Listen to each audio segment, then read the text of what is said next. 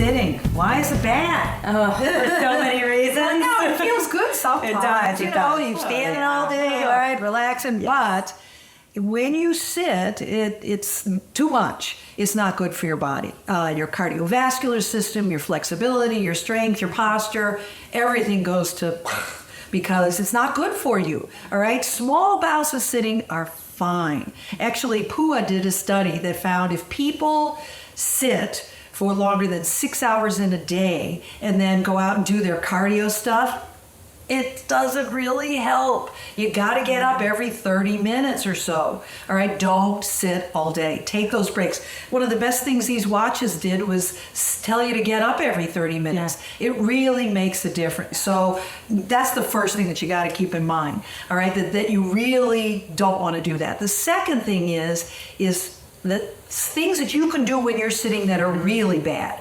Standing has an amount of pressure on your back that your body can handle, all right? It's in newtons, it's about, I believe it's like 200 newtons, all right? But every time you sit, that more than doubles.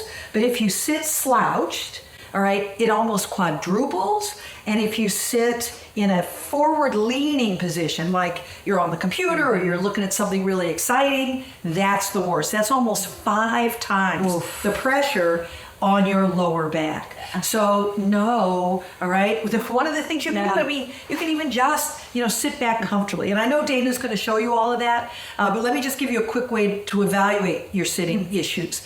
Take a diary, all right? Sit with a piece of paper at the beginning of your day, write down, I get up, I brush my teeth, I make breakfast, but note, okay, now I go to my desk. And then how long do you sit at that desk? Every time you sit, I want you to write it down. And for how long?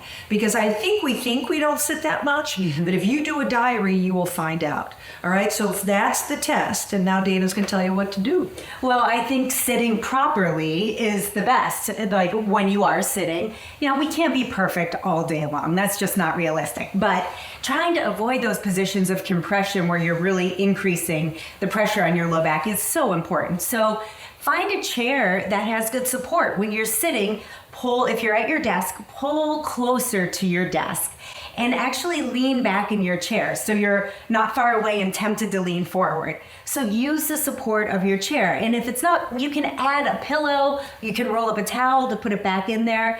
If your chair doesn't support you enough, you can add some things to actually allow yourself to sit a little bit better. So just sitting, reducing the stress on your back is important.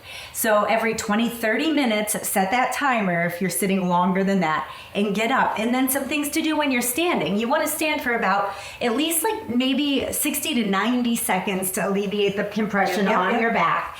And then when you're standing, or if you're standing during the day and spending a little bit of time at a standing desk, which are pretty popular right now, and I think a wonderful thing to do, but you want to stand properly too. You don't want to stand locked out. You don't want to just kind of lock your knees, lock your back, because that's also hard on your joints. So you want to be a little dynamic in your movement. Put your feet staggered, sway a little bit, switch up what you're doing. You can even put a small block down on the ground or a book.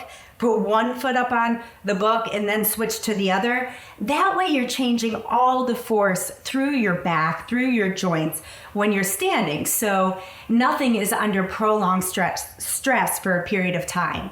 And then if you are sitting most of the day and getting up for those 90-second breaks, it's nice to have a little stretch to do. I like just a side bend stretch where you can use your chair and you can just make a big C with your body, reach up overhead. And that way you're lengthening the muscles on your side body, which tend to get a little compressed when you're sitting. And you can go side to side. It doesn't have to be anything fancy. It feels so good. It feels so good. Just a nice lengthening of the muscles that get compressed when you're sitting. So that's an option of something that you can do when you're standing. Anything to add? No, that was perfect. All right. So those are your exercises for aging well.